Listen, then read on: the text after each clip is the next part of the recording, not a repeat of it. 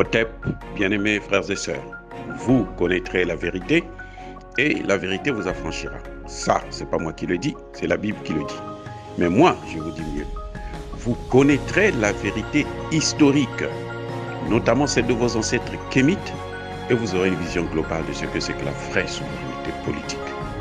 J'ajoute, vous reviendrez à la spiritualité africaine ancestrale et vous comprendrez les enjeux de l'indépendance économique. Et pour terminer, vous accepterez votre identité culturelle kémite et vous obtiendrez deux choses. La première, c'est la paix. La seconde, c'est le développement, à une condition. L'unité de toute l'Afrique noire, l'unité de tous les Noirs du monde entier.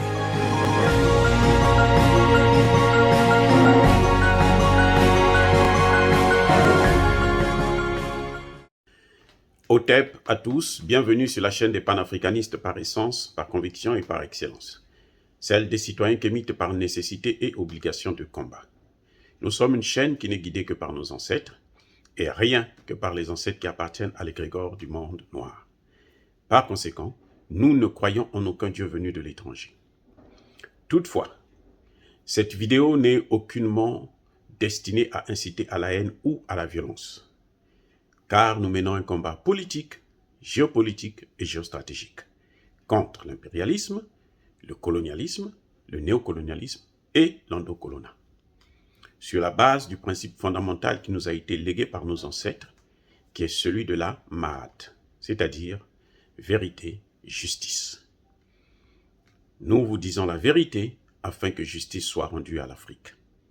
Il s'agit donc d'apporter notre modeste contribution dans cette noble lutte en faveur de la souveraineté, la dignité et l'unité africaine. Et ça, c'est le panafricanisme. Oh, bien-aimés frères et sœurs, nous allons vous parler des accords de défense signés entre la France et le Mali en 2013. 2012-2013. Voilà. Le Premier ministre Choguel Kokala Maïga a raison. Le gouvernement malien a raison de dire que les accords de défense qui avaient été signés entre les deux parties est un accord qui avait été violé par la France. Et nous allons vous apporter la preuve de ça. Le Premier ministre a dit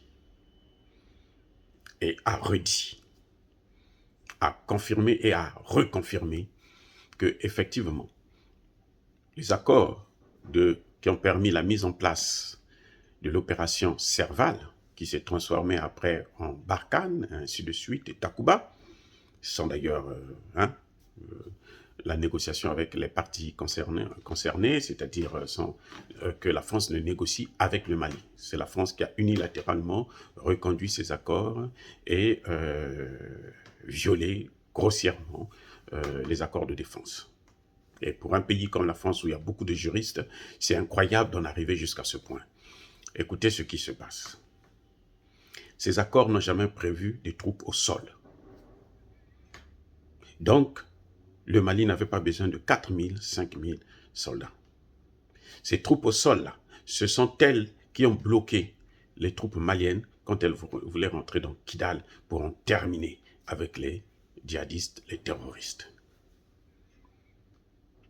Ce sont les troupes au sol qui se sont opposées, qui se sont mis face aux soldats maliens afin qu'ils ne puissent pas continuer à poursuivre les djihadistes, sinon ils allaient les exterminer tous.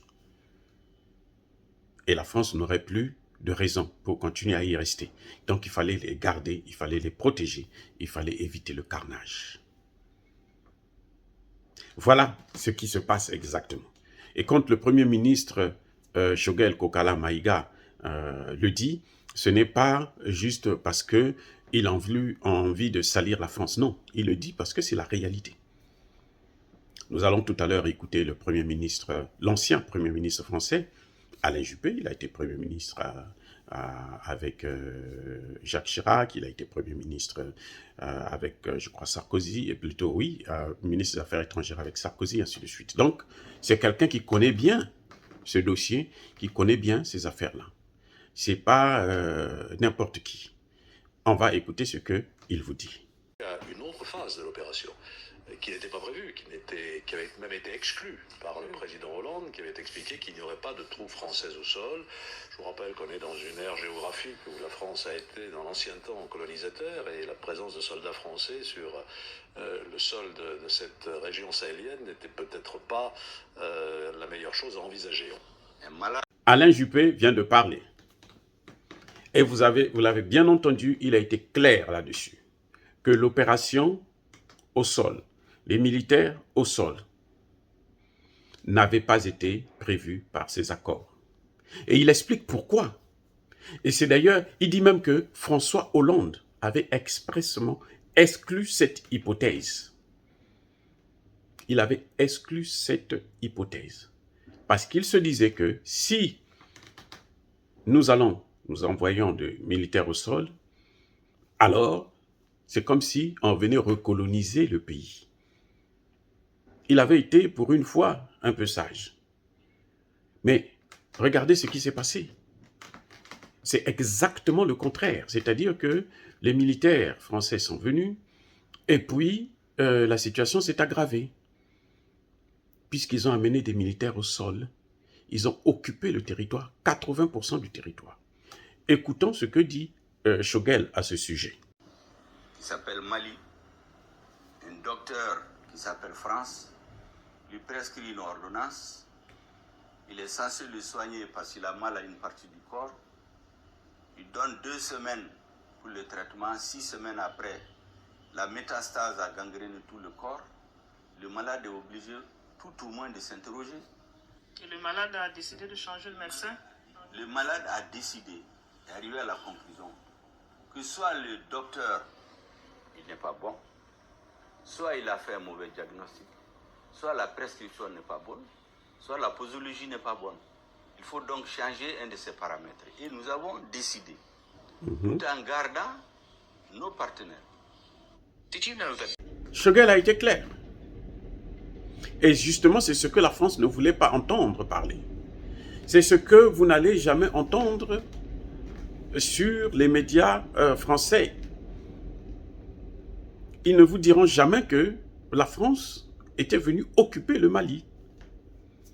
Ils vont vous dire qu'ils sont venus pour tuer les djihadistes. Mais regardez un peu ce qui se passe. Et ça, beaucoup d'experts le disent, que la France a perdu dans la lutte contre les djihadistes, la guerre contre les terroristes, 59 soldats. Mais en 8 ans, les États-Unis au Vietnam ont perdu près d'une centaine de milliers de soldats. En 8 ans. Il y a de quoi se poser des questions. Et on nous interdit de poser des questions. C'est pour ça, c'est ce qui a motivé le gouvernement malien de chercher d'autres partenaires, de voir du côté de la Russie, et on le voit, les résultats sont palpables. Maintenant qu'ils ont des résultats, les Français, vous apprenez que non, ils ont tué un djihadiste quelque part, il était le chef, donc nous, ce sont des opérations ciblées. Non, ce qu'ils appellent, eux, opérations ciblées, ce n'est pas des opérations ciblées. Ce sont les djihadistes gênants, qui ont compris que les autorités, le Mali, les Africains ont pris leurs responsabilités et ils sont maintenant en danger, donc ils ont besoin de fuir. Et pour cela, il faut les éliminer. Et vous avez pris l'argent, vous avez signé des accords. Il faut exécuter jusqu'au bout, jusqu'à votre mort. Comme c'est ce qu'ils savent faire. Voilà pourquoi les autorités françaises veulent à tout prix assassiner Assimi Goïta, assassiner Touadéra, assassiner Choguel, assassiner tous les leaders africains qui tiennent tête à eux, qui les empêchent de s'accaparer de l'Afrique comme ils l'ont toujours fait. Je dis bien toujours fait. Maintenant, c'est fini. Maintenant, c'est fini. Les accords qui ont été signés sont maintenant caducs. De toutes les façons, ça fait plus de 6 mois maintenant que le Mali a demandé la révision de ces accords. Ils n'ont jamais répondu. Donc, c'est fini. On ne reviendra plus là-dessus. Oh, bien-aimés frères et sœurs, est-ce que dire cela, c'est inciter à la haine ou à la violence? Non. Ça n'a jamais été notre intention d'ailleurs. Parce que nous sommes une force tranquille. Ya ba colère veille. Ya malembe. J'ai dit.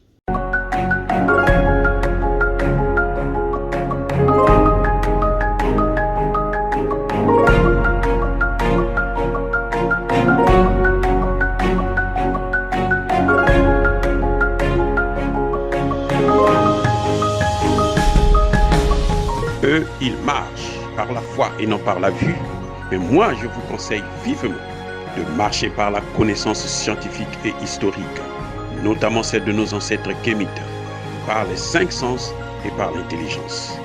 Otep, vive l'Afrique éternelle et que Dieu vous bénisse. Abou Apia.